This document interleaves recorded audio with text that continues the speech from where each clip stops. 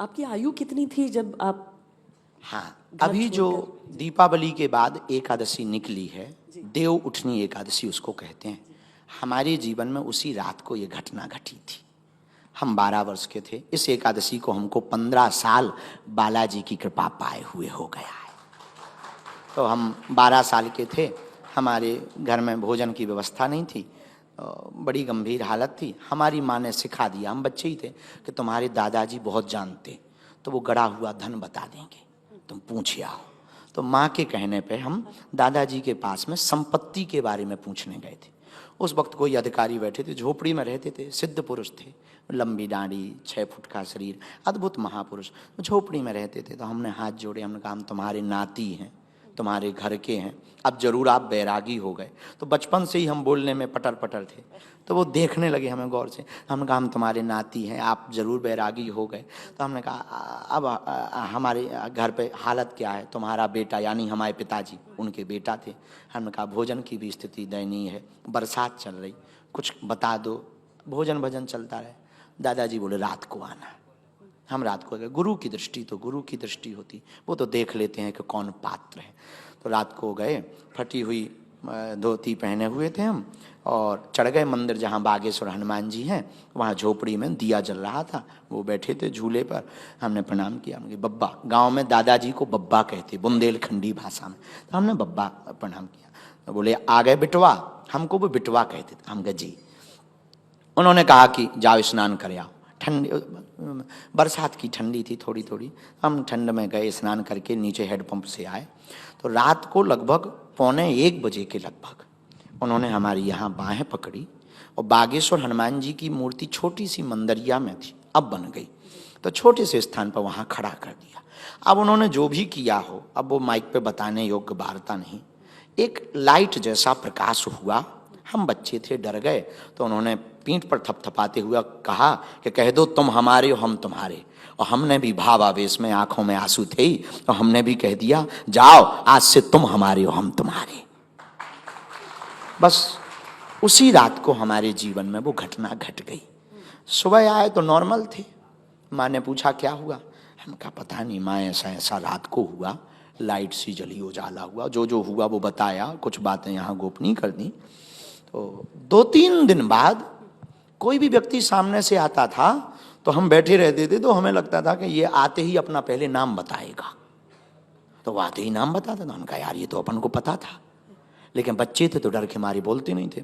कई दिन जैसे स्कूल में बैठे तो हमें लगता था कि मास्टर आएंगे, वो आते ही सबसे पहले गणित का ये वाला सूत्र लिखेंगे, अल्फा बीटा ऐसा लिखेंगे।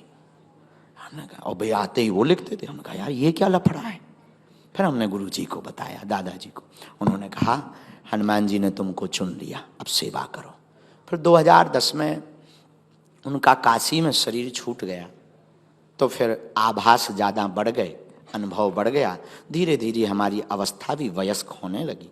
तो इसके बाद में फिर जो है हमें समझ में आने लगा कि ये बालाजी के चरणों का प्रसाद है, हमसे कुछ जन कल्याण कराना चाहते। उसी को हमने फिर धीरे धीरे दरबार लगाया।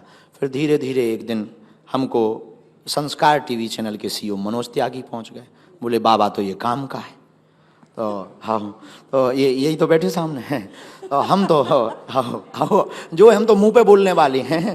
तो इन्हें लगा कि ये बाबा टीआरपी लाएगा, तो हाँ इन्हें लगा कि ये बाबा टीआरपी लाएगा, बाबा खतरनाक है।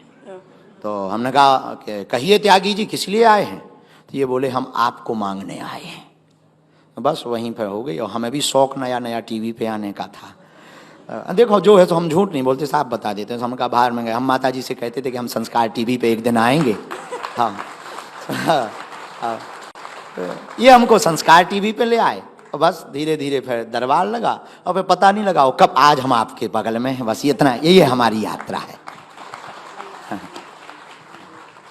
आचार्य जी, मुझे ट्रेन की एक घटना आपने सुनाई थी एक बार, आप प्लीज उसे, क्योंकि वो मुझे लगता है कि एक बार आप सुना दीजिए वो। चाय मंगवा लूँ तब तक? चाय मंगाइए। चाय, हाँ, तो क्या है कि हमारा इंजन गर्म होता है। देखो जो है सोच साहब, ट्रेन में कुछ नहीं, बस टीटी से ही हम रुपया लेकर आ गए थे। हाँ, जो टिकट चेकियर होता है उसी से हम रुपया ले आए थे। वृंदावन गए, 2014-15 की बात होगी, अब एग्जैक्ट तो याद नहीं है। 14-15 में गए तो 1300 रुपया एक नोकिया मोबाइल चलता था उस जमाने में। नोकिया मोबाइल था हमारे पास में, जिसमें सांप खेलते थे। वो सांप जो गोला खाता था वो बढ़ता जाता था, और हमें आज भी याद है। तो वो मोबाइल था। रेलवे स्टेशन पर जैसे ही मथुरा जंक्शन पे आए सो हमारी जेब कट गई, चोरों के घर चोरी हो गई। हाँ, जेब कट गई सो 1300 गए, मोबाइल भी गया। हम एक जहाँ झोली लिए, इसी में एक डब्बा में अभी भी हैं, वो छोटे हैं, वो दिखाने बाद में कभी दिखाएंगे। तो बहन जी हम उसमें हनुमान जी लिए रहते हैं, इसमें हैं छोटे से हनुमान जी, तो डिब्बा में रखते थे। हमने कहा लो अब तो जेब ही कट गई। तो बब्बा के डब्बा से हमने चर्चा की कि अब करना क्या है। तो मन ही मन में हमें प्रेरणा लगी कि चलना है और बिना टिकट के चलना है। हमने कहा बात सही है, बिना टिकट के। थोड़े मोड़े पढ़े लिखे तो थे, बहुत चटर पटर बच्चा थे बचपन से ही। अपन ने विचार किया जब जाना ही और टिकट नहीं है तो जनरल में क्या जाना, एसी में चलो।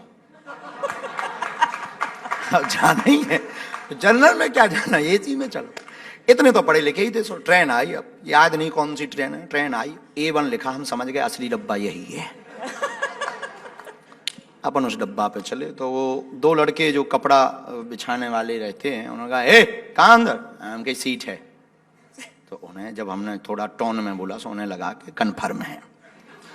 वो कुछ नहीं बोले। रात का समय भयंकर रात थी, तो वो सो गए। और ईश्वरीय कृपा होगी, हम तो भगवान की कृपा मानते और लोग समय मानते, तो वो सो गए।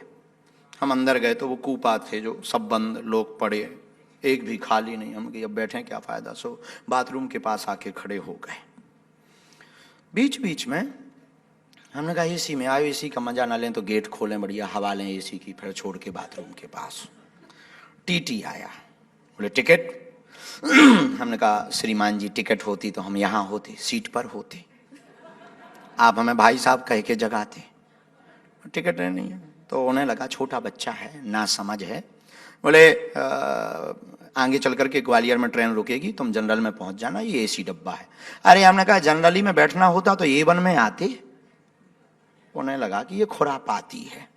तो हमें आज भी याद है, उन्होंने कोट में हाथ डाला, मोबाइल निकाला, 1250 रुपया जुर्माना लगेगा, मैं अभी पुलिस को बुला रहा हूँ, 6 महीना जेल जाओगे, जमानत नहीं होगी, सड़ जाओगे। ऐसी उन्होंने धमकियां हमको दी। हमने बालाजी से प्रार्थना की कि इसके पहले बेइज्जती हो, जो कुछ खोलना हो अभी खोल दो, छोड़ दो। तो हमने कहा कि क्यों तुम्हारा नाम फलाने सिंह है। उसे लगा ये पढ़ लिया, जो लगाए रहते नेम का बैच, उसे लगा ये पढ़ लिया। बोले तो उसने भी बड़ा तड़क के जवाब दिया, बोले है तो हमने कहा क्यों तुम्हारे बाप का नाम सुजान सिंह है। अब उसका एक नट ढीला हुआ, बोला तुम्हें कैसे पता। अरे हमने कहा हमें पता, हमें तो ये पता तुम्हारी पत्नी का नाम सविता है। अब उसका दिमाग खराब। वो बोला कहां से हो, बिहार से हो क्या। अरे हमने कहा नहीं, अब पहले कौन आधार कार्ड चलाते, हमारा स्कूल का आइडेंटिटी कार्ड हम रखते थे। हमने वो निकाला, हम पढ़ो शासकीय उच्चतर माध्यमिक विद्यालय गंज, जिला छतरपुर, मध्य प्रदेश। स्कूल का आइडेंटिटी कार्ड दिखा दिया। हाँ। तो बोले तुम कैसे जानते। अरे हम कहा हम तो ये भी जानते तुम्हारा लड़का नहीं है। अब तो वो बिल्कुल ही न्यूट्रल हो गया। उसने मोबाइल डाला वापस, हमें आज भी ध्यान है, उसने पकड़ा हाथ, चलिए। हम कहा चलिए। अपनी सीट पर ले गया, सफेद सीट। और हम तो दिन भर के थके परिक्रमा के दे भूखे थे, ऊपर से जेब कट गई सो टेंशन में। बोले बैठिए, काले पांव पड़े थे, धूरा और गोबर के लगे। हमने बढ़िया ऐसे पहुंचे और बोले चाय। हम कहीं नो, कॉफी। आओ चाय क्या पीना,